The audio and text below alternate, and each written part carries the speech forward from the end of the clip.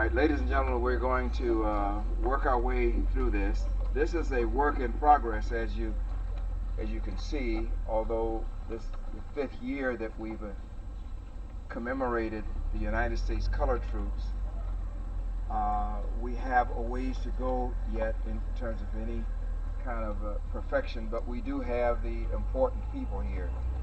You, and as of course our brothers with the Buffalo Soldiers presentation team. Again, the mission is to reconnect the current population, both young and not so young, with that underrated, underappreciated, undertold part of American history. As you know from your quick run through of American history down in the grades, there was something called the Revolutionary War, and out of it some bewigged gentlemen met in Philadelphia, Pennsylvania in 1787. And man, the words were flying back and forth, and they wrote them a fine document called the Constitution of the United States. And if you check Article 1 of the Constitution, it refers to voter representation for the South being the beneficiaries of something that was called the 3/5 of a man clause, representing the fact that there was an abundance of people in captivity in the Southland. By the time of the Civil War, the estimate is 4 million. And the South, however, had fewer states than in the North, and it was about weighting that vote for every one of the congressmen that the South would send to the Congress. So we essentially have slavery enshrined with the beginnings of the new nation. New York State itself would maintain slavery as a legal status and situation until 1827. By the time Frederick Douglass took residence here, abolitionists had found their voice, and there was an effort to dismantle the legal underpinnings. But every time some development would occur, there would be some kind of compromise. And the last heinous compromise was in 1850, when the idea that one territory would be admitted as slave territory and the other would be whatever they decided to be. But tacked onto that was the fugitive slave law, which guaranteed that nowhere in this nation could a person once in captivity go and not still be owned by someone. Moreover, what was some of the language there, Brother Jed? Do you remember about the language of that Fugitive Slave Act, about representation, about speaking? Well, if a person who was accused of having been an escaped slave made his way to the North and he was arrested under the Fugitive Slave Law, if they took him in front of a commissioner, the accused did not have the right to speak in his own defense. If a person was accused of aiding and abetting a person who had escaped slavery, he could be fined and or imprisoned. And if a person refused to help re-enslave someone that a marshal said that he needed help, he could be fined or imprisoned. So you see how the thing was shaping up. And thus those people who had already decided or would finally come to a decision that slavery had to be done away with. Otherwise, there could be no United States of America. That pressure and acts such as the 1859 raid on Harper's Ferry, Virginia, John Brown and 21 other people, including a young man who had worked here in Rochester with Douglas on the Underground Railroad, named of Shields Green. When that occurred, the die was cast. We're on our way to civil war. It would not officially occur until 1861, but once it did occur, there was no turning back. Now, initially, men of color rushed to enlist. There were 400,000, quote-unquote, free black people in the North. They rushed to enlist along with their white brothers.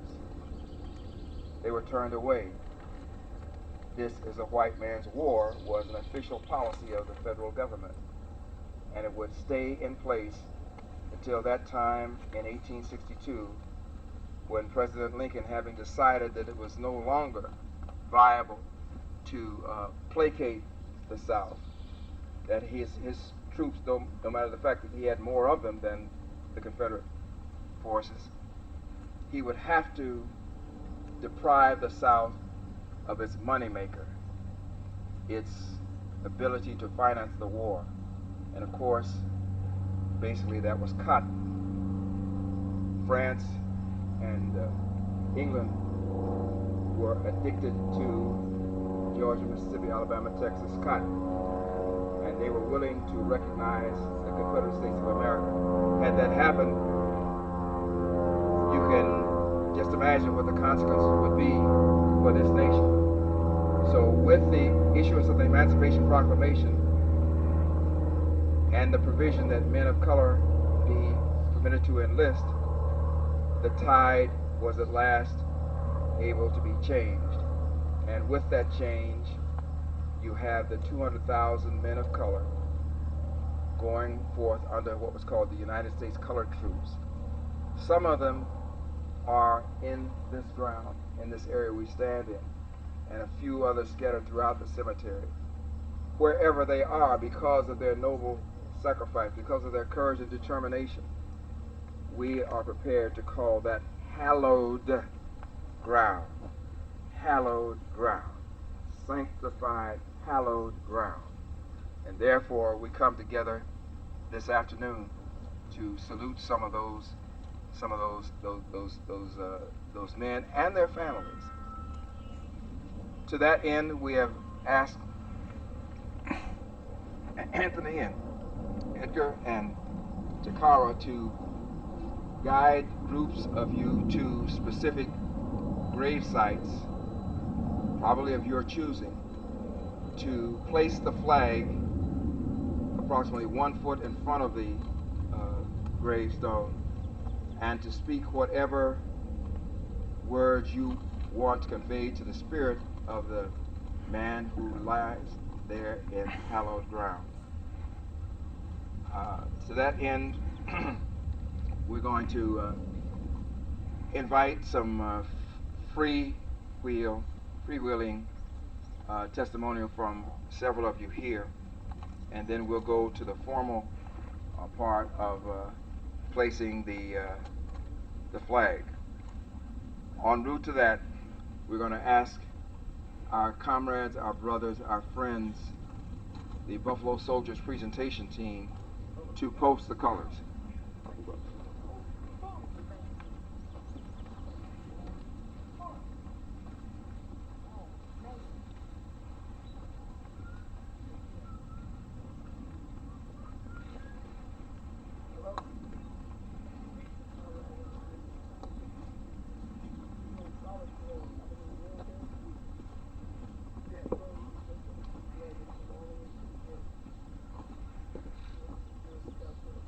Color alt. Left page. Post. Colors. Present. Color. Order. Color. Right page. Forward. Forward. Forward. Forward.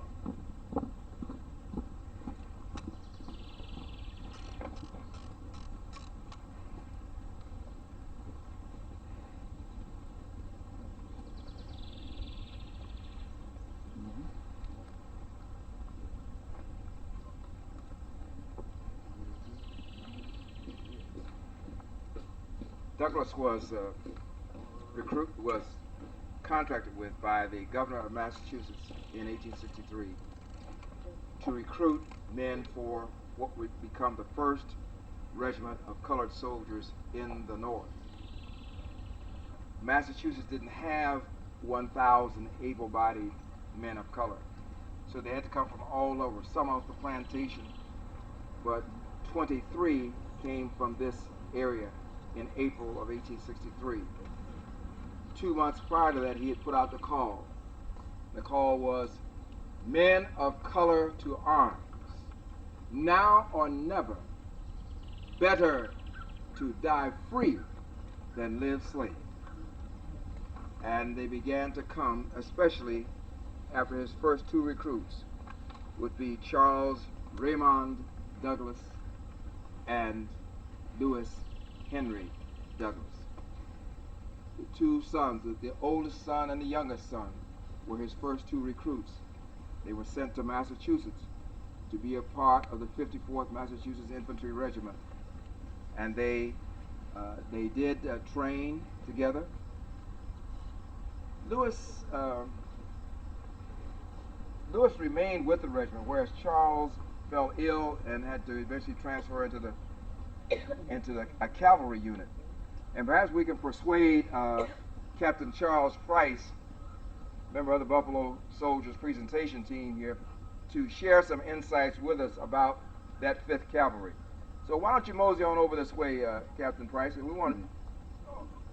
Oh, you are deferred to the lady. Oh, that's good. All right, see that? That's it. My man. Go ahead. All right, that's good. Well, since he is deferring to the lady, we have to find out who this lady is. Who is this lady over? You know this lady? You don't know her? Miss Lady, you must be some kind of kin to that boy over there, right? Not really. Not really? I'm Pauline Price's wife. Okay. Yeah. And this is about Adam Price. Adam Price was born in Virginia and raised in Danville, Montour Borough, Pennsylvania. At the age of 33, Adam Price enlisted in Company D, the 5th Massachusetts Colored Cavalry Regiment at Reedville, Massachusetts. It is recorded that Corporal Adam Price unfurled the Union Old Glory flag at Appomattox Courthouse, Virginia, on the day General Lee surrendered to General U.S. Grant. He performed as a man before, during, and after the war. We swell with pride to know that he was Color Guard Sergeant for the Sydney Post No. 41 Grand Army of the Republic, Ithaca, New York. We are indeed proud that his grandson, Charles Price, also served community and nation with courage and valor. Oh yes, we are proud to continue the story. Shay. You're doing good, Captain. You're doing good.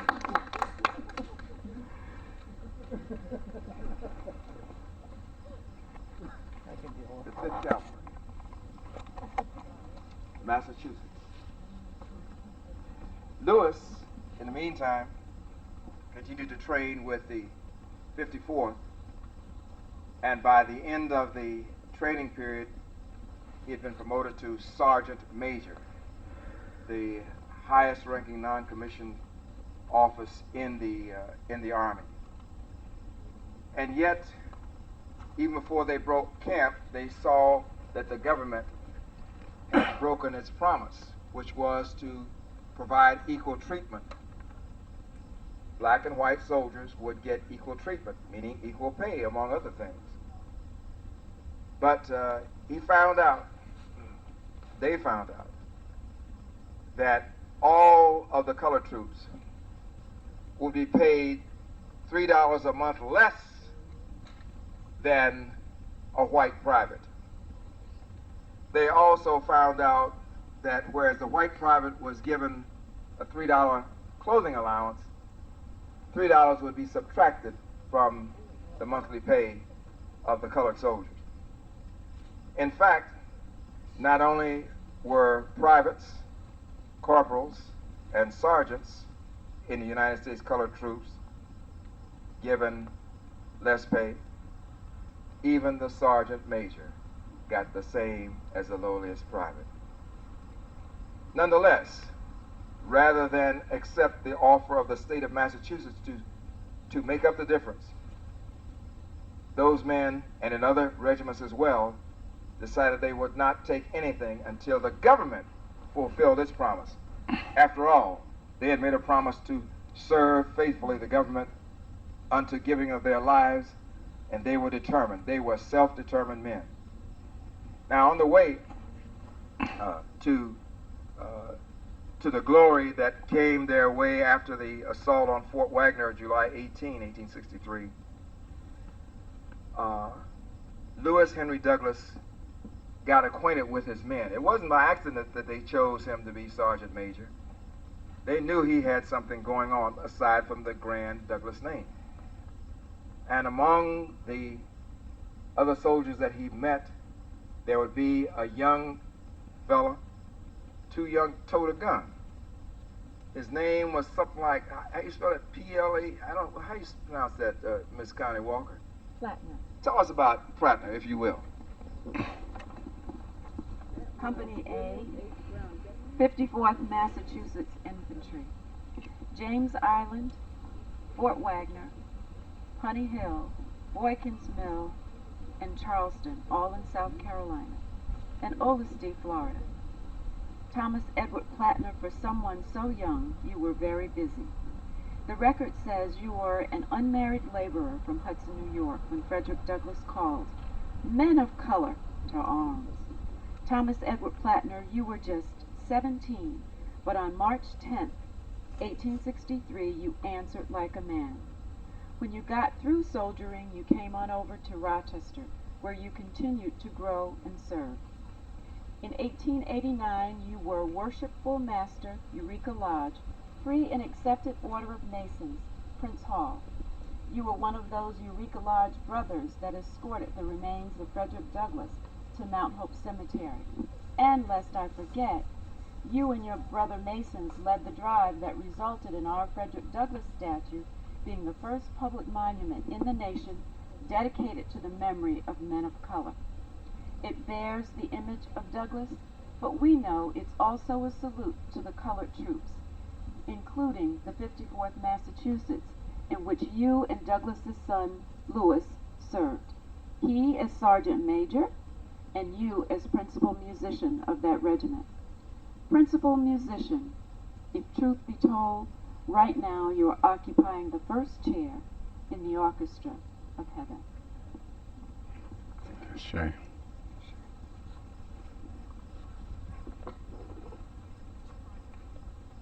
So there was the 54th. There was the 8th. There was the 26th. A bunch of other regiments designated as United States Colored Troops. And they did go to places in South Carolina and Georgia and Florida and Louisiana. Often they were sent deeper into the South because, after all, they was out of them there African people, and they could stand that hot weather. And in the end, the United States Colored Troops had a higher casualty rate, dying from diseases and issues that had to do with inadequate living conditions. They were not regarded very highly even once they were officially enlisted. In fact, the pay issue was just one of those things. There was the business of who would be their officers. And until maybe 1864, the only men of color that were officers were chaplains, and there were only a few of them. Yet there's something about self-determination that comes through here. And they did serve with valor. 13 of them were awarded the Congressional Medal of Honor. Yeah. And like Ms. Price said, one was there at Appomattox Courthouse when he raised the flag when the surrender came. So there's something very, very profound about this period of our history with so many men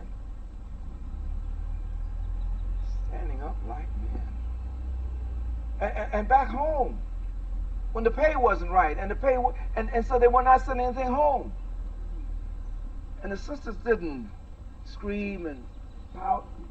They just said, go ahead, and please come home safe if it be thy will, Master of all life. Bring him home safe if it be that will that he should die in battle. Let his face be turned toward the foe.